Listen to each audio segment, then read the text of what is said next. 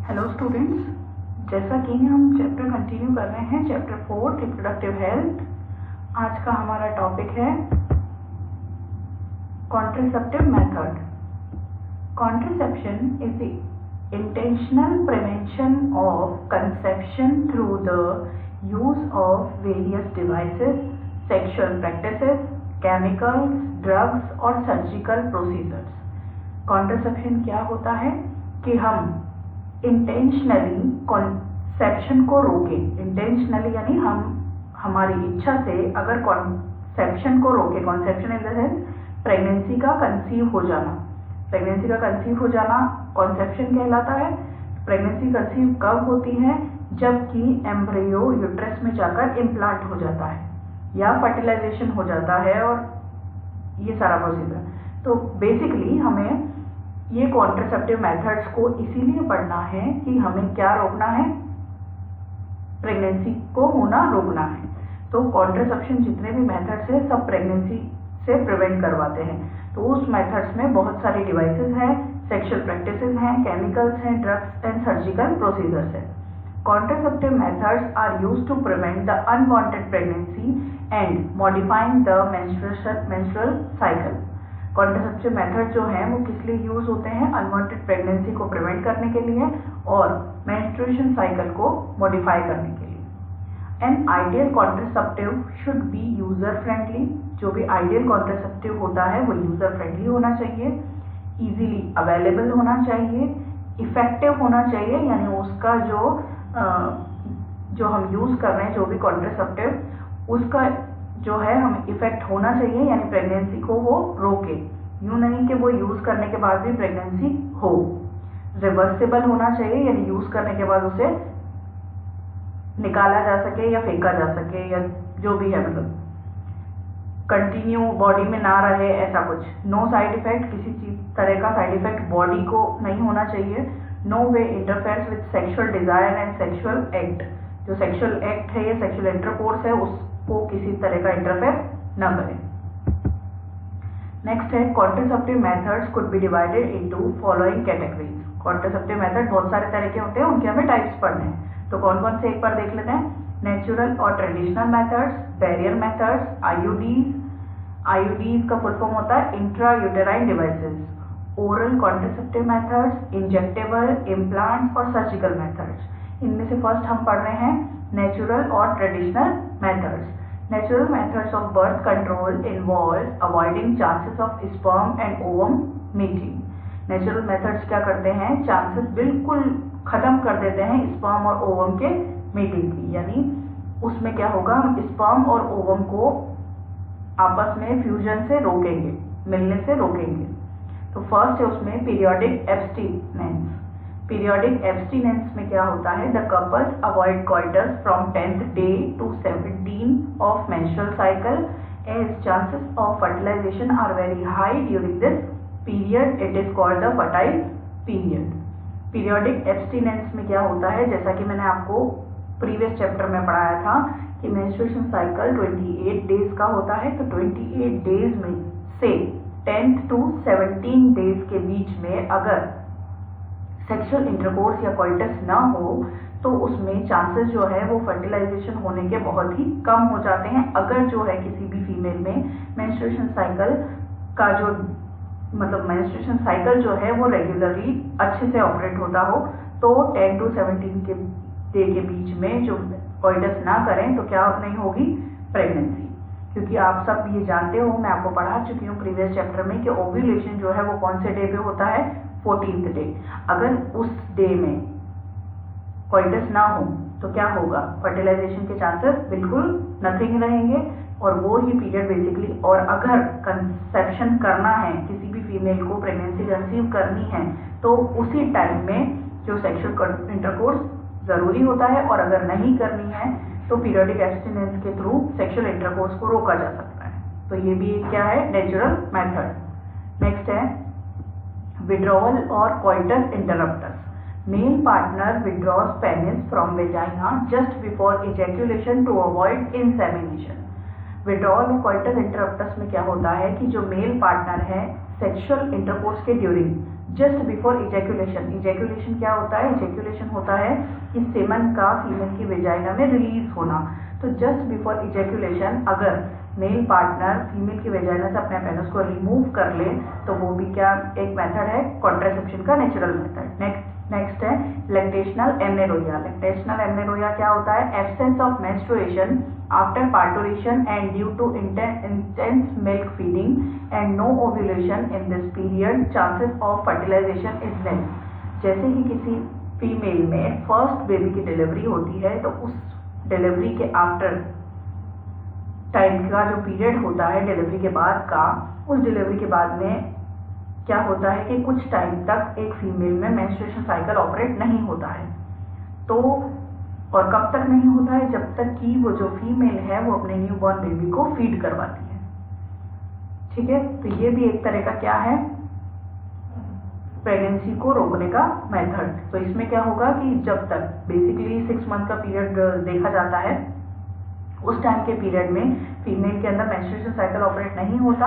उसकी वजह से क्या होता है कि उस टाइम पर अगर सेक्सुअल इंटरकोर्स हो तो प्रेगनेंसी के चांसेस नहीं रहते हैं, क्योंकि ओव्यूलेशन जब होगा ही नहीं, जब ओवम ही रिलीज नहीं होगा तो स्पर्म अगर फीमेल की बॉडी में एंटर करते भी हैं तो उसमें क्या होगा कि फर्टिलाइजेशन नहीं होगा। ये अभी तक अपन ने 3 क्या पढ़े थे? नेचुरल मेथड और ट्रेडिशनल मेथड। दोबारा से बता देती हूँ क्या क्या पढ़े अपन ने। फर्स्ट क्या था? Periodic abstinence. सेकंड क्या था?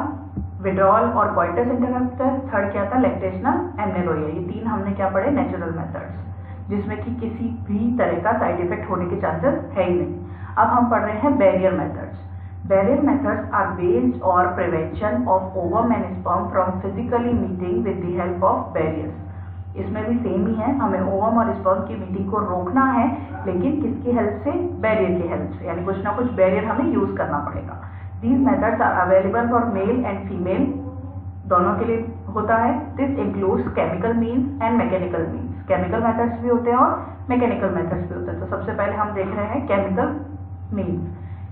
Spermicidal creams, jellies, foams are chemical barriers usually used along with these barriers to increase the contraceptive efficiency.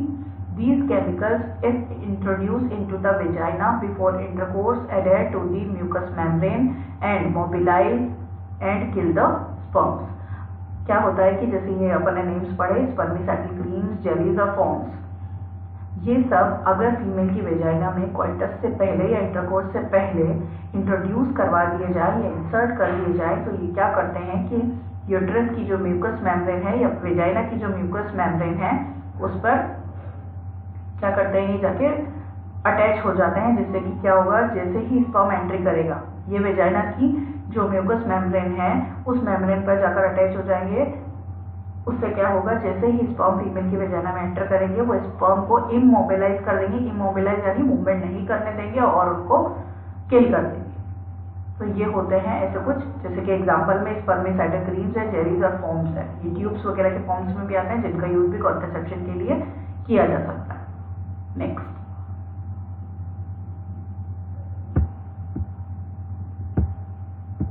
Mechanical methods. Mechanical methods में क्या क्या है हम देखते हैं उसके टाइप्स।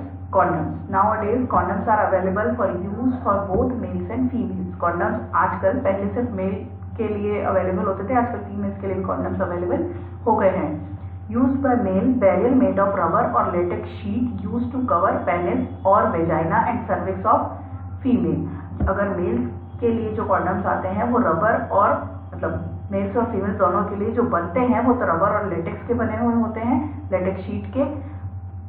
मेल में वो किसको कवर करने के लिए यूज होते हैं, पेनिस को, ताकि अगर रबर या प्लास्टिक किसी भी मटेरियल से पेनिस कवर रहेगा तो कॉइटस के ड्यूरिंग जो इजैक्यूलेशन होता है वो इजैक्यूलेशन उस शीट में, लेटेक्स शीट या रबर में होगा, फीमेल की वेजाइना में नहीं। जिसके ये भी एक तरीका है जिससे कि हम अगर स्पर्म एंटर नहीं करेंगे वेजाइना में तो फर्टिलाइजेशन नहीं होगा। या फिर कॉन्डम जो फीमेल में आते हैं वो उसके वेजाइना और सर्विक्स को कवर करते हैं, जिससे जिससे कि क्या होगा, सर्विक्स के थ्रू, आप सब ये जानते हैं फीमेल रिप्रोडक्टिव सिस्टम का आपने पूरा स्टडी किया है, आप सब जानते हैं कि सर्विक्स के थ्रू ही जो स्पर्म्स है वो कहाँ पहुँचेंगे, यूट्रस में। तो अगर सर्विक्स पे कॉन्डम यूज होगा तो वो क्या करेगा, जो सीमन रिलीज हुआ है उस सीमन को अंदर एंटर नहीं करने देगा। It also prevents from STDs. STDs होती है सेक्शुअल ट्रांसमिटेड डिजीज, जितनी भी सेक्शुअल ट्रांसमिटेड डिजीज है, एड्स वगैरह, उन सब से भी कॉन्डम्स क्या करेंगे, प्रिवेंट करवाएंगे। They are disposable and can be self-inserted and thereby gives privacy to the user. ये self-inserted होते हैं, disposable होते हैं, तो यूजर की जो प्राइवेसी है उसको भी कोई नुकसान नहीं होगा, और सेल्फ इंसर्टेड है तो किसी तरह का कोई किसी और का इंटरफेरेंस नहीं होगा। It is the most widely use contraceptive by males in India as it is cheap and easily available. ये चीप होते हैं, बहुत सस्ते होते हैं, इजीली अवेलेबल होते हैं, इसलिए मेल्स के थ्रू बहुत ज़्यादा इंडिया में यूज किए जाते हैं। It is given free also by government under the trade name निरोध। गवर्नमेंट के द्वारा पॉपुलेशन को कंट्रोल करने के लिए ट्रेड नेम निरोध से क्या किए जा रहे हैं, फ्री भी सबको डिस्ट्रीब्यूट किए जा रहे हैं। Female condoms are known as femidoms. जैसे मेल कॉन्डम्स को कॉन्डम्स कहते हैं, वैसे फीमेल कॉन्डम्स को क्या कहते हैं, फेमिडॉन्स। नेक्स्ट है कॉन्डम्स के अलावा diaphragm, cervical cap and walls. ये भी क्या है, mechanical barriers. Barriers are barriers made of rubber that is inserted into the female reproductive tract during coitus। ये क्या होते हैं, जो coitus के टाइम पे फीमेल के reproductive tract में इंसर्ट कर दिए जाते हैं to check the entry of sperm into the uterus. वही सेम चीज है, यूट्रस में स्पर्म्स को जाने से रोकने के लिए। These must be kept fitted for at least 6 hours after sexual intercourse। और इन सबको, ये तीनों तरह की जो चीज़ें हैं, इन सबको अगर यूज़ किया जाए तो कोइटस के 6 आवर्स तक भी, आफ्टर 6 आवर्स तक भी इन्हें लगाए रखना चाहिए, ताकि क्योंकि उस टाइम तक सीमन जो है वो कहाँ रहता है, वेजाइना में रहता है, ताकि 6 आवर्स तक कम से कम उसकी यूट्रस में जाने के जो चांसेस हैं वो ना रहे। These devices prevent fertilization by blocking the entry of sperm through the cervix। ये क्या करते हैं, स्पर्म ये जो है फर्टिलाइजेशन से प्रिवेंट करवाते हैं, क्योंकि ये स्पर्म्स को कहाँ एंट्री नहीं लेने देते, यूट्रस में। अब जो ये डायफ्राम, सर्वाइकल कैप्स और वॉल्स है, उनकी हम अलग अलग स्टडी करेंगे। फर्स्ट है diaphragm. It is soft cup shaped rubber device being used by women to cover entrance to the uterus. It is shimmered with spermicide before use. It is considered reliable as there are no dangerous side effects। ये जो हम A देख रहे हैं, ये diaphragm का image है या डायग्राम है। डायफ्राम ऐसा होता है दिखने में, ये क्या होता है, जैसे कोइटस होना हो उससे पहले क्या होता है, फीमेल के सर्विक्स वाले पार्ट पर यूज किया जाता है, या फीमेल की वेजाइना में इंजेक्ट किया जाता है, पर इंजेक्ट करने से पहले इसको सिमर्ड किया जाता है, किससे, स्पर्मिसाइड क्रीम से, जिससे कि क्या हो, वही अभी मैंने आपको बताया था, स्पर्मिसाइड केमिकल है। स्पर्मिसाइड क्या करेगा, वेजाइना में जाकर उसकी म्यूकस मेम्ब्रेन से अटैच हो जाएगा, और जैसे स्पर्म एंटर करेंगे उन्हें इमोबाइल कर देगा या फिर उन्हें उनको किल कर देगा।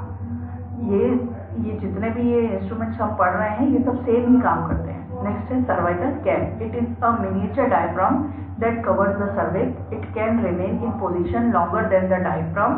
It is also simmered with spermicide before use। Cervical cap भी क्या है, डायफ्राम जैसा ही एक चीज है, जो क्या, लेकिन मिनिएचर डायफ्राम है, साइज में मिनिएचर से छोटा है। ये इमेज दे रखी आप देख रहे हैं, साइज में इससे छोटा है, मिनिएचर दैट मीन्स छोटा।